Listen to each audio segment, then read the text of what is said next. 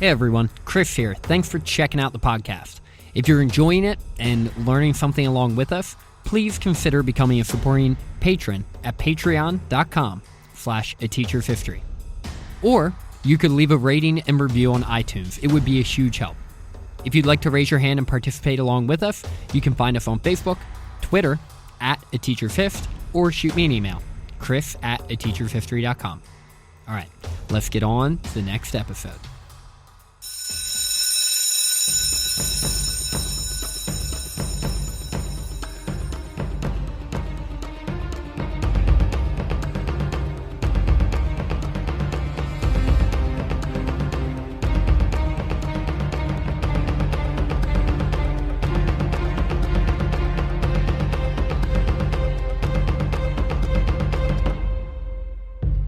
Hello, and welcome into A Teacher's History of the United States. Thanks so much for joining me again today. Did you know that when Andrew Jackson removed the federal deposits from the Bank of the United States, the lending in the state pet banks was so loose that he had to pass an executive order to limit the impact of his own original decision to destroy the bank? And that during Jackson's presidency, slavery was further protected by Jackson's support, personally and politically, of the institution, and the gag order that was put in place in Congress. And that while president, Andrew Jackson was keeping a close eye on his buddy Sam Houston and his political comeback that was going to eventually lead to the independence of the Republic of Texas. Did you know all of this? Maybe, maybe not.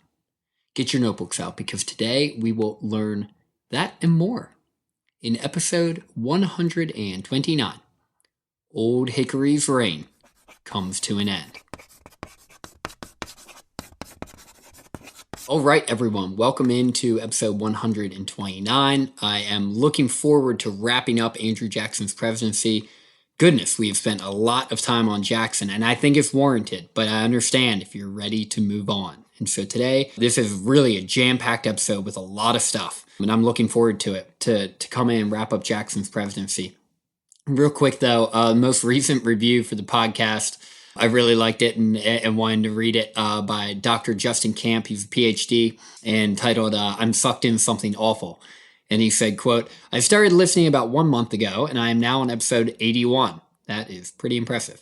Chris and the gang do an incredible job of not only dishing out facts, but useful background to those facts as well. As a former AP history student many months ago, five on my exam, Chris, congratulations, Justin, this podcast would have been incredibly helpful in the late 90s. Anyway, thank you for taking the time to generously reflect on the incredible history of the nation. I'll be seeing you on the Patreon page. Thank you for the rating and review, Justin, and I'm glad you're enjoying the podcast. One thing real quick before we dive into the content of this episode, I'm recording this episode at a lake house in Minnesota as I'm on vacation with the in-laws, and trying my best to keep the 11 children 8 years old and younger from making too much noise in the background. So if the acoustics aren't the best in this episode, I do apologize, but I think we'll be okay.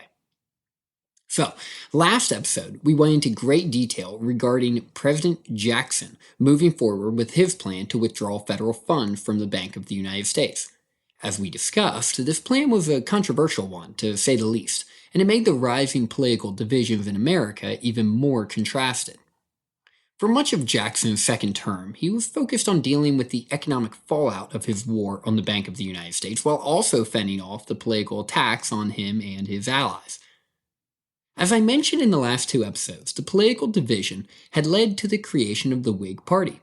As we move through Jackson's second term, the Whigs will become a more formidable political foe, setting themselves up to win the presidency in dominating fashion just 4 years after Jackson leaves office in 1840. While Andrew Jackson had a coalition all across the nation when he ran for president in 1824, 1828, and 1832, the tide began to shift slowly during his second term. While the Jacksonian Democrats performed well at the polls in the congressional election of 1834, the Whigs began to really gain momentum as the election of 1836 approached. And you may be wondering, well, where did Jackson's coalition go? Seems like he was pretty hell-bent on doing what the people wanted, so why would they abandon him? Well, for a couple reasons. Andrew Jackson's support, like I mentioned, came from all over the country. But each of the crises he handled while in office affected a group of his supporters acutely, alienating them from the Jacksonian coalition over time. Jackson's handling of Indian removal may have further endeared him to many in the South, but his handling of the nullification crisis did quite the opposite. Men like John C. Calhoun and his thousands of followers throughout South Carolina and all over the South never forgave Jackson for his stance on the tariff and his absolute refusal to negotiate or compromise publicly with men like Calhoun. To further turn away some of his fans in the South, his alliance and friendship with Martin Van Buren, a New Yorker, made Jackson seem like less of a true Southerner than some had previously believed. His treatment of the natives and his war on the bank further helped coalesce the opposition toward him in the Northwest and the Northeast. In fact, his actions seemed to be so unilateral that even those that agreed with many of his policy perspectives were becoming uncomfortable with how he was behaving. There were many Americans who viewed the office itself and the precedents that were set prior to Jackson's presidency to be a priority for them. This priority held far more weight than voting for a person who politically aligned with them. This, by the way, is a really good way to vote. It's always better to vote for someone based on their character, morals, and principles, no matter their party affiliation. If studying American history has taught me anything, it's that far more often than not, when we have someone in office who is genuinely trying to help the American people and putting the office before himself, or hopefully in the future at some point herself, things improve during that presidential term. This was looming large in the minds of some, and while Jackson had the political leanings of the majority of the American population, his disregard for precedent and his spiteful behavior was something that people just viewed to be unbecoming of the office itself. And this is obvious, seeing as the Whig Party derived its name from England's political party that was opposed to the king. I have discussed the various factions that made up the Whig Party and reminded you that the Whigs did not have the organization or political machinery of the Democrats, which is why, even with some very public and important defections from the Democrats, the Whigs took a while to gain momentum. By the congressional election of 1834, though, America was clearly divided, and this second-party system between the Whigs and the Democrats is going to carry us well into the 1850s. As I mentioned last week, as the calendar turned from 1834 to 1835, things were looking great for Andrew Jackson. The debt was paid off, Biddle was licking his wounds, and the economy was booming. It seemed as though Jackson's hell-bent destruction of the bank was a gamble that was paying off. Big time. But the larger the stone that is dropped into the water, the bigger the ripples. And destroying the bank, well, that was a big stone. The effect of the destruction of the Bank of the United States was not immediate, but instead had a slower domino effect on the American economy. Jackson, to his credit, recognized that moving the federal deposits into state banks was going to make the American economy a bit more vulnerable, in some ways. While maybe it wouldn't be as corrupt or controlled by an oligarchic faction in the Northeast, now these state banks had incredible power and were far harder to regulate than one centrally located bank. With that in mind, Jackson asked Congress to pass regulations for these pet banks, restricting the amount of paper money they could issue and requiring a certain amount of gold and silver to have on hand. While Congress wasn't able to pass this before the end of their session, Jackson and his new Secretary of Treasury, I know, it's hard to keep track of them. Not too often a president has 5 of them. His new Secretary of Treasury, Levi Woodbury, pressured the state banks to accept restrictions similar to those proposed to Congress by Jackson. By June of 1836, though, the Jackson administration, along with Congress, continued to push money and power to the states, increasing the number of pet banks from 33 to 81, and distributed federal revenue to state banks, which was an aspect of the bill that Jackson wasn't a huge fan of. As the number of pet banks increased with the federal revenue flowing to these banks, a primary concern of many was how they were going to manage and regulate these deposits in all of these pet banks. And by the way, I used like pet banks and state banks interchangeably. I recognize that, but they're the same thing. With this new revenue, as you can imagine, lending increased, and with that, land prices and land sales increased.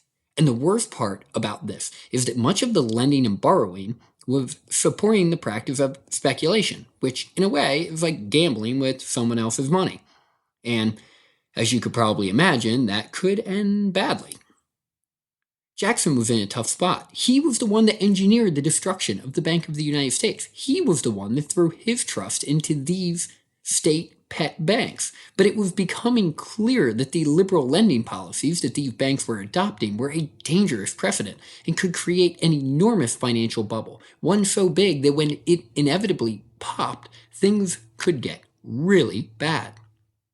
So Jackson, knowing that if he took action to limit the lending of these pet banks, he would not only be seen at least a little bit as a traitor to the cause, but also somewhat hypocritical, decided to do something about it anyway. He issued an executive order known as the Specie Circular. So just to recap for a moment, the issue at this time was that these pet banks were lending out a lot of money, mostly for land sales.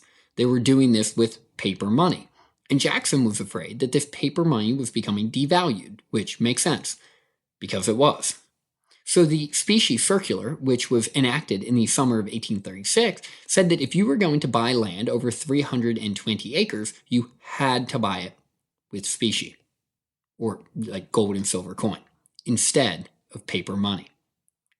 This would limit the rampant land speculation from this time.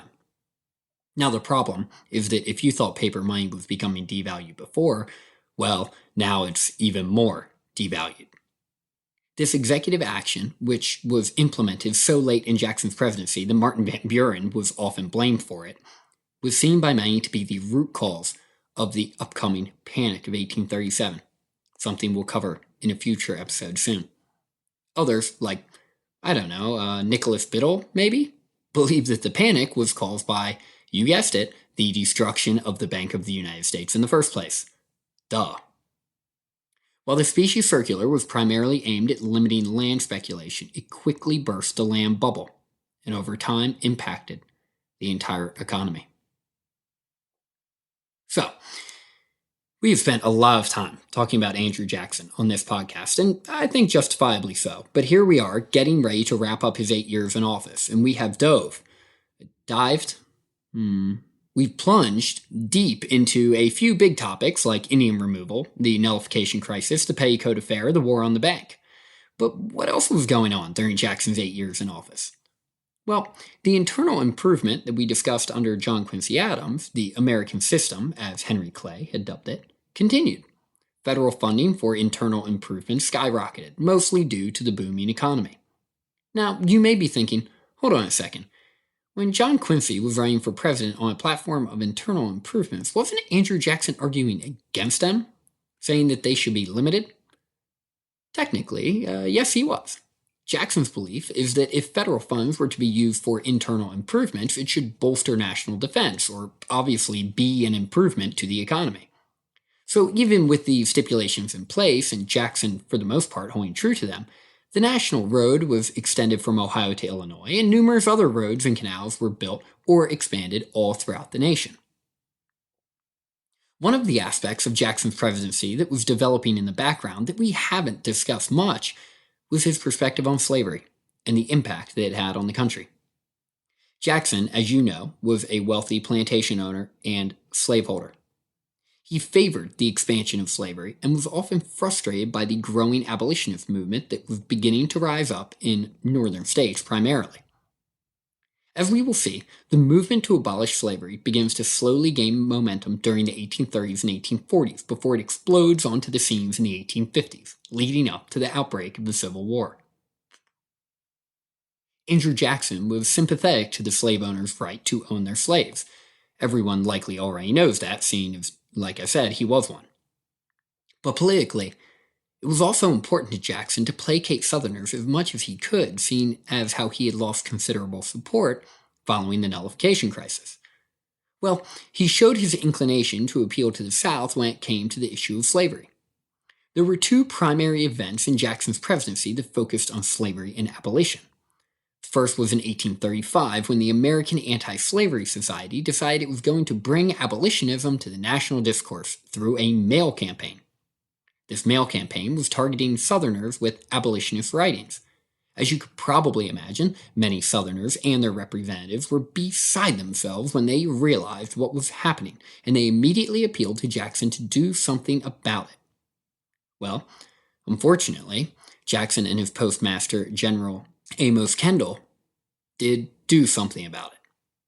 In a move that many historians would view as an unconstitutional limitation of the American Anti-Slavery Society's First Amendment rights, the Jackson administration told the postmasters in the South that they could use their discretion on whether they wanted to mail these pamphlets out or throw them away. You can probably guess what happened to many of them. Another very important step towards suppressing free speech and open debate over slavery was also in 1835. Abolitionists were sending petitions to the House of Representatives to call for them to take action to end slavery. As you can imagine, the pro-slavery Southerners weren't just uncomfortable with these petitions, but furious that they existed in the first place. Seeing as how the House of Representatives was overwhelmingly Jacksonian Democrats, they didn't just ignore the petitions, but they were so uncomfortable about being exposed as the hypocrites they presented themselves to be, they actually passed a law forbidding even talking about them. In what became known as the Gag Rule, South Carolina Representative Henry L. Pinckney proposed a measure that would temporarily suppress all abolitionist activities in Congress. And when you consider the growth of the abolitionist movement during Jackson's presidency, you can understand why Southerners were becoming more and more concerned. In 1831, William Lloyd Garrison established the most influential abolitionist newspaper in the country, The Liberator. That same year was Nat Turner's Rebellion, which we covered in a previous episode. But in case you forgot, it was a slave revolt that killed dozens of white people in the span of just a couple days. So as you can see, the abolitionist movement during Jackson's presidency is moving forward. But Jackson and his allies in Congress are doing everything they can to limit its momentum. Of course, this is a topic we will be revisiting over and over again in the next 15 years of American history leading up to the war. As we wrap up Jackson's presidency, there are a couple more things worth mentioning, just so you can keep them on your radar. As we move into the 1840s, American expansion will be a recurring theme, and I'm really looking forward to that because I love those topics. With that in mind, I do think it's worth bringing up that in the last year of Jackson's presidency, 2 new states were admitted to the U.S., Arkansas and Michigan. But not only did the U.S. add 2 new states, but a lot of focus on future expansion was on one future state in particular, Texas. Jackson was never satisfied with the past treaties the Americans had struck with the Spanish, and he believed that the Adams-O'Neill Treaty, negotiated by his political rival, JQA, was a dud. Jackson believed that America struck a bad deal, giving Spain too much land. Like Thomas Jefferson before him, Andrew Jackson believed that the Louisiana Purchase included what is present-day Texas. So when John Quincy acknowledged that it did in fact belong to Spain, he, along with other Southerners, were not happy. Both John Quincy Adams and Jackson had tried to purchase Texas, but found themselves to be unsuccessful. Now, in case you didn't know, Mexico had secured their independence from Spain years earlier, in 1821. And after Mexico secured their independence from Spain in 1821, going after Texas for annexation seemed like a less ideal solution. At least when it was under Spanish rule, it could be viewed as like liberating an area from a foreign European ruler.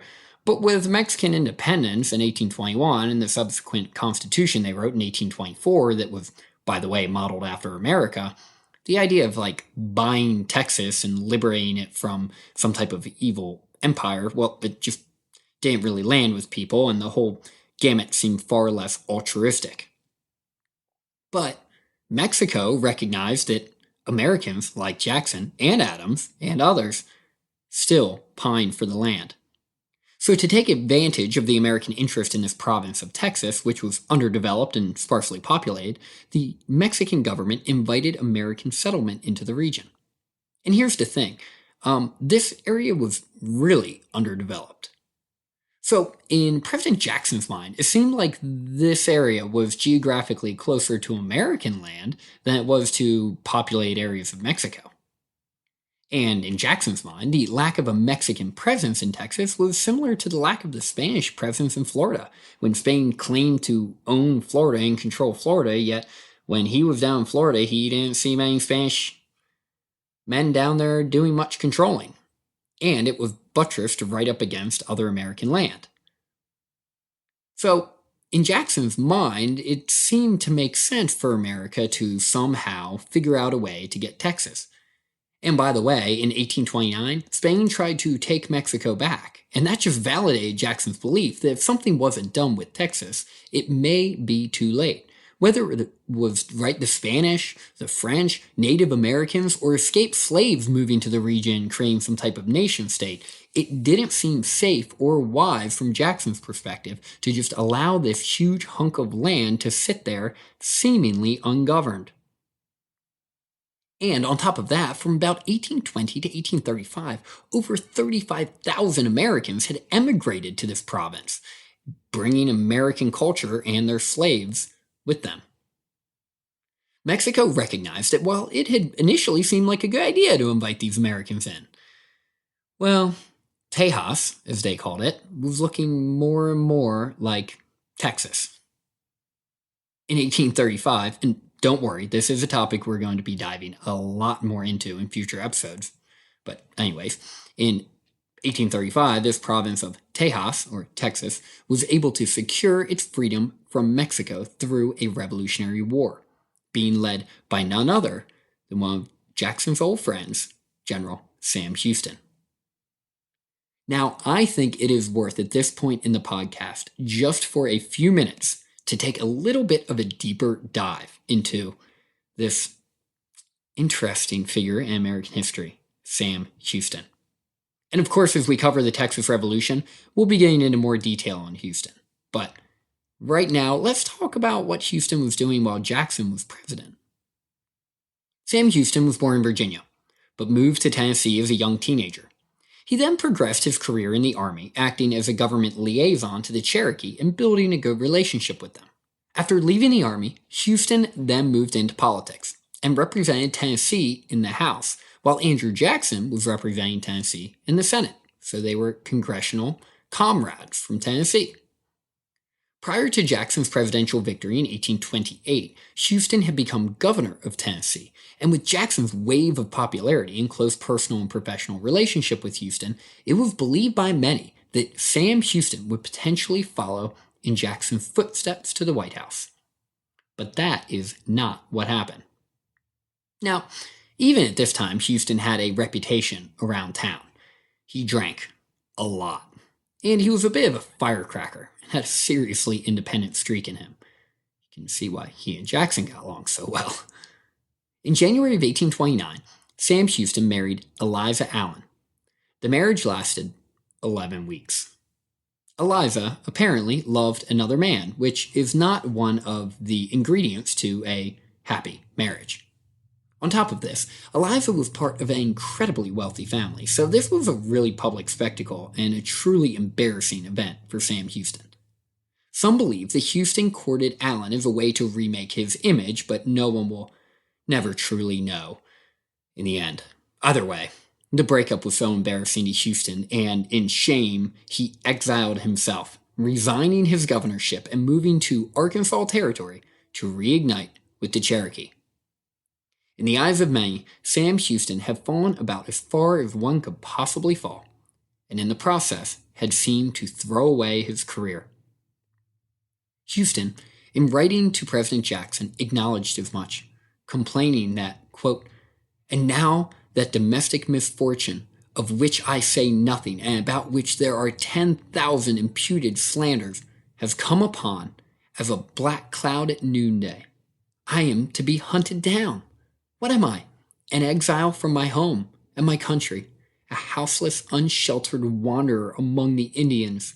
Who has met or who has sustained such sad and unexpected reverses?" But a few years later, in 1832, Sam Houston was back. He returned to Washington, D.C., and by all accounts, he looked good and healthy. He seemed to have shaken his drunken habits, at least for the most part, and was ready to get his career back on track. While he was in D.C., a representative from Ohio spoke on the Senate floor attacking Sam Houston for making fraudulent deals with the Jacksonian administration. While he was in D.C., a representative from Ohio, William Stanberry, spoke on the Senate floor attacking Sam Houston for making fraudulent deals in 1830 with the Jackson administration regarding Indian removal, while he was at that time governor of Tennessee. Now you may be wondering, why the hell was William Stanberry speaking on the Senate floor trying to embarrass Sam Houston 2 years later? But by all accounts, this was a way to draw attention to Sam Houston's stay in D.C. and his connection to, of course, President Andrew Jackson. In other words, Stanberry was attacking Jackson and trying to make him look bad through his rhetoric towards Houston. Well, this was a bad decision.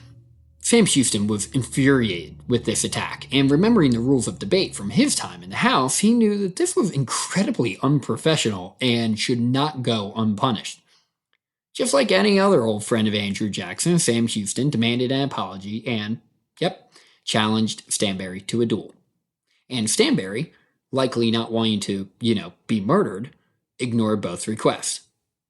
Well, Houston wasn't quite finished. When Stanberry was out on Pennsylvania Avenue in D.C., crossing the street, he ran into, you guessed it, Sam Houston. Houston took his cane, attacked Stanberry, and beat the bejesus out of him. Stanberry pulled out a pistol, tried to shoot Houston, but it misfired, just making Houston pissed off even more and beat him even harder. After the beating was over, Sam Houston continued on to the theater to enjoy the rest of the evening. After Jackson got word of the assault, he wasn't bothered one bit. In fact, Jackson couldn't stand Stanberry and invited Sam Houston to the White House to give him some encouragement. Jackson told Houston, quote, "It's not you they're after, Sam. Those thieves, those infernal bank thieves, they wish to injure your old commander." Jackson then gave Houston some money to buy a new suit, because he was certainly going to be taken to court for what he had just done, and gave him some advice on his defense in court. Quote, "When you make your defense, tell those infernal bank thieves who talk about privilege that when an American citizen is insulted by one of them, he also has some privileges." This is just like standard Andrew Jackson right here. The National Republicans in the House of Representatives were infuriated when they heard the news of the public beating of William Stanberry. They demanded Sam Houston be charged, and eventually he was found guilty for contempt of Congress, even though he had a pretty good lawyer. A guy named Francis Scott Key. Yeah, of Star Spangled Banner fame. Ever heard of him? Houston was given a formal reprimand and forced to pay $500, which was later remitted. That's it. That's all he got for just blatantly, openly beating a man in public. Sure is nice to have political connections.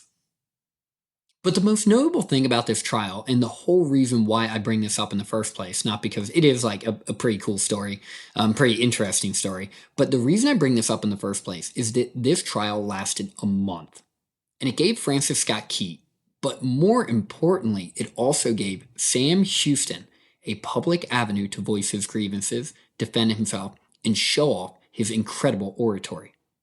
Jackson and his followers were impressed. All of a sudden, Sam Houston back on the map, politically, and ready to try to resurrect his career. And Sam Houston even recognized that this was like an incredible opportunity for him to rebuild his image, reflecting back on it saying, quote, "I was dying out, and had they taken me before a justice of the peace and fined me $10, it would have killed me. But they gave me a national tribunal for a theater, and that set me up again." It was after this public trial that Sam Houston decided to head out to Mexican territory of Texas to later become the commander-in-chief of the Texas Army and lead them in a successful revolution against Mexico. With the election of 1836 approaching and slavery being such a hot-button issue, Texas allows slavery, like I mentioned earlier, Andrew Jackson rejected pleas from Texans to formally recognize them as the Republic of Texas, which wouldn't have immediately made any particular impact, but would have been extremely beneficial politically and potentially provided them protection from Mexico. But after the election of 1836, the one in which Jackson's hand-picked successor won the presidency, well, now Jackson felt comfortable formally recognizing Texas as an independent republic. The last event worth mentioning before we wrap up with Jackson once and for all and move on to the election of 1836 is the attempted assassination of President Jackson. Now, up to this point in American history, no sitting president had ever had his life intentionally threatened by an American civilian, so here you go. This is a good trivia nugget for you. It was Andrew Jackson was the first to have that happen. Now, as you know, we have had in American history, unfortunately, numerous assassinations and failed assassination attempts. And January 30th, 1835, set the precedent for all of them. On that day, President Jackson was leaving the U.S. Capitol when an unemployed immigrant from England named Richard Lawrence approached Jackson, aimed his pistol at his chest from less than 10 feet away, and pulled the trigger. But it misfired. Shockingly, Lawrence then pulled out another gun and tried it again, but that one misfired too. Now you may be thinking, why did people allow him to pull out a second pistol? Are you kidding me? What were they waiting for? Well, when the first one misfired, the cap exploded, so it made like a really loud noise. It just didn't ignite the power. So this loud gunshot sound made everyone assume that he fired a bullet, briefly startling and freezing them for a moment. In fact, the second time, the same thing happened. No one knows precisely how or why both of his guns misfired, and they did tests on this. The odds are because there's nothing wrong with the guns at all, so the odds are like 1 in 10,000 that were to happen. But it worked out really well for Jackson and, well, not so great for Lawrence. Andrew Jackson, infuriated at Lawrence's cowardice and evil intentions, took his cane, sort of like in Sam Houston style, and beat Lawrence senseless with it. Jackson kept pounding away at him until others stepped in and disarmed Lawrence and pulled Jackson away. Now, no one is totally sure why Lawrence tried to kill Andrew Jackson. Lawrence was out of work and said he believed Jackson was responsible for the recession, and in turn, responsible for him being out of work. Lawrence then continued venting about Jackson being a tyrant and talking about how his life would be better if the Bank of the United States came back. He was sounding like an extreme Whig, and this was a political hit. But then he continued that he was communicating regularly with the powers in Europe and that he was the true heir to the throne of England. And any credibility Lawrence had went right out the window. He was eventually deemed insane and institutionalized. Now, as you could have probably guessed, this didn't make an already paranoid Andrew Jackson any less paranoid.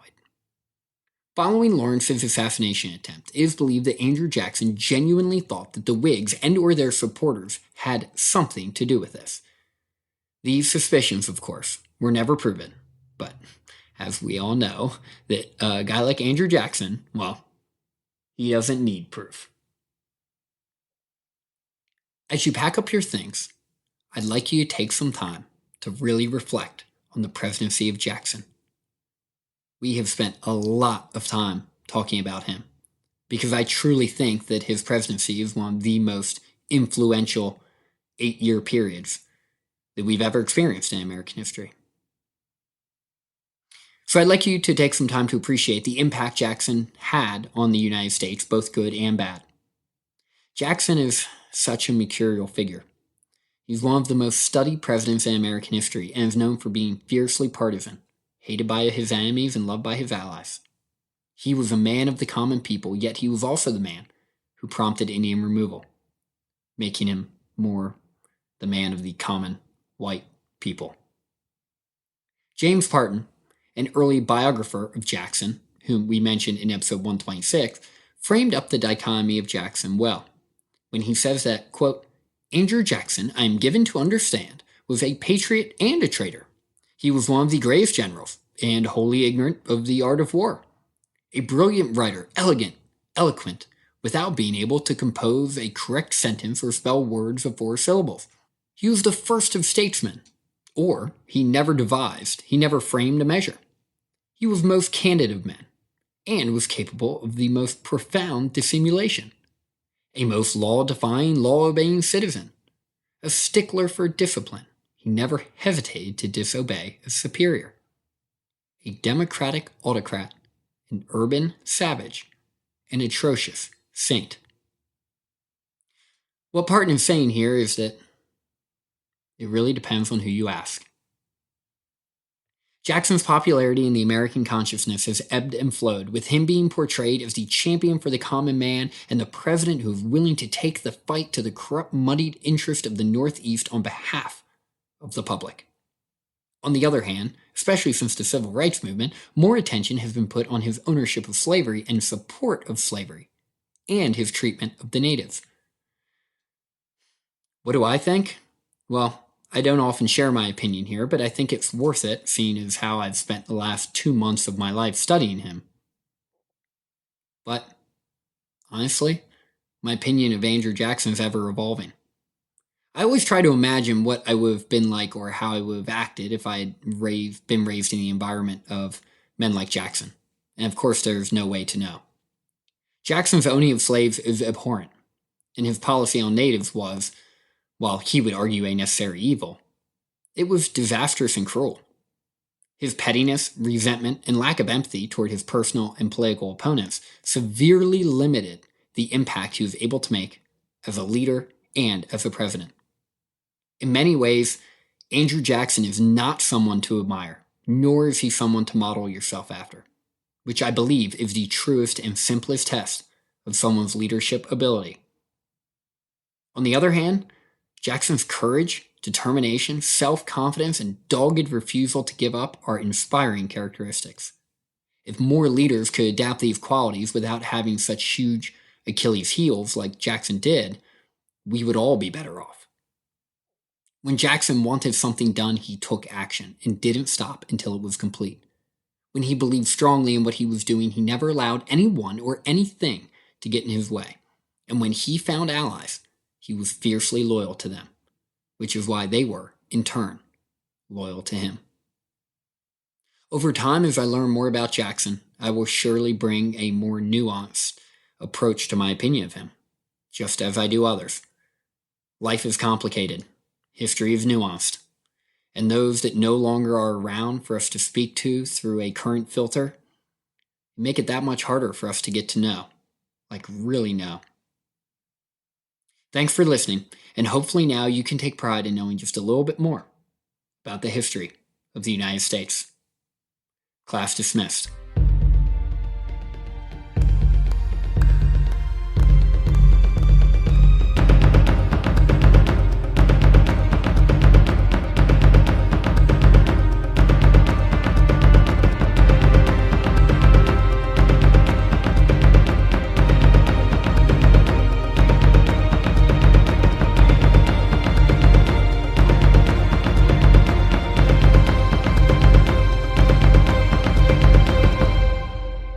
Teachers History of the United States is supported by its fans at patreon.com/ateachershistory. Those of you who are able to contribute, I can't thank you enough, as it keeps this podcast going and allows me to continue to make and try to provide you with the most in-depth and comprehensive history of our nation that I possibly can. A sincere thank you to all of our patrons at the Teacher's Pet and History Nerd level who helped to sponsor the show. Their names can be found on our website at ateachershistory.com. And then, of course, a super special thanks to our patrons at that History Nerd level. We couldn't do the show without you. Rita Huckle, Tammy Smith, Norm McLaughlin, and Pamela Caldwell. Thanks, Mom.